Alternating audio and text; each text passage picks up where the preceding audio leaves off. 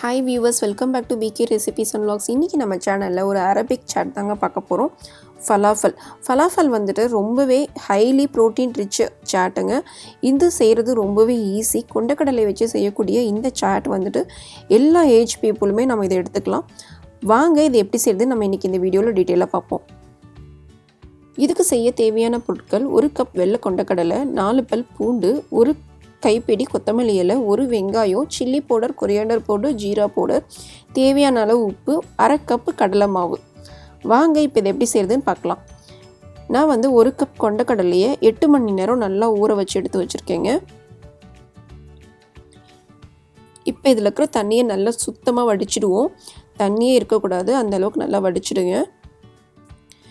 இப்போ ஒரு மிக்சி ஜாரில் நம்ம வடித்து எடுத்துருக்கிற ஊறின கொண்டக்கடலையை சேர்த்துக்கலாம். அதோட 4 பல் பூண்டு, நான் நல்லா பெரிய பல் பூண்டு வச்சுருக்கேன். நீங்கள் சின்னது வைக்கிறீங்கன்னா 6-7 கூட வச்சுக்கோங்க. நல்லா கழுவி சுத்தமாக எடுத்து வச்சுக்கிற 1 கைப்பிடி கொத்தமல்லி இலை, 1 வெங்காயம், தேவையான அளவு உப்பு, 1 டீஸ்பூன் ரெட் சில்லி பவுடர், இது உங்களுக்கு காரத்துக்கு தகுந்த மாதிரி ஆட் பண்ணிக்கோங்க, 1 டீஸ்பூன் தனியா பவுடர், 1/4 டீஸ்பூன் ஜீரா பவுடர், கொஞ்சமாக மஞ்சள் தூள். இப்போ இதில் கொஞ்சம் கூட தண்ணி சேர்த்தாமல் மிக்சியில் நல்லா கொரன்னு அரைச்சி எடுத்துக்கலாம். இதில் வெங்காயத்தில் இருக்கிற சாரே போதும் நமக்கு இது அரைப்படுறதுக்கு. இந்த மாதிரி நல்லா கொரன்னு அரைச்சி எடுத்துக்கோங்க. இப்போ நம்ம அரைச்ச விழுதை ஒரு மிக்சிங் பவுலுக்கு ட்ரான்ஸ்ஃபர் பண்ணிடலாம். அதோட ஒரு 1/2 கப் கடலை மாவு சேர்த்துக்கலாம். இந்த கடலை மாவு நம்ம சேர்த்துறனால அந்த அரைச்ச விழுது உங்களுக்கு நல்லாவே கெட்டியாயிடும் கொஞ்சம். அப்போ தான் உங்களுக்கு அந்த ஃபலாஃபல் நல்லா கிறிஸ்பியாக வரும். அதுக்காக தான் நம்ம கடலை மாவு சேர்த்துறோம். இப்போ இது நல்லா மிக்ஸ் பண்ணி விட்டுட்டு ஒரு தட்டு போட்டு மூடி நம்ம ஃப்ரிட்ஜில் ஒரு 1 hour வச்சு எடுத்துருவோங்க. இந்த விழுதை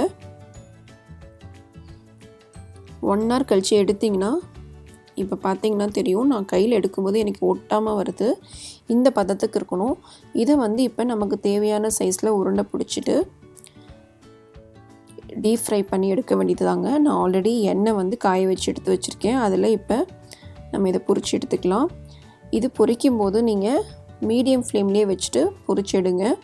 நல்லா பொறுமையாக நம்ம வேக வச்சு எடுக்கணும். ஏன்னா இதில் கொண்டக்கடலை நம்ம பச்சையாக அரைச்சிருக்கோம். அதனால் அது நல்லா வேகணும். இல்லைனா வெளியில் வெந்திருக்கும், உள்ளார வேகாமல் போயிடும். ஸோ பொறுமையாக நல்லா திருப்பி விட்டு பொன்னரமாக நல்லா கிறிஸ்பியாக வர மாதிரி நீங்கள் இதை பொரிச்சிடுங்க.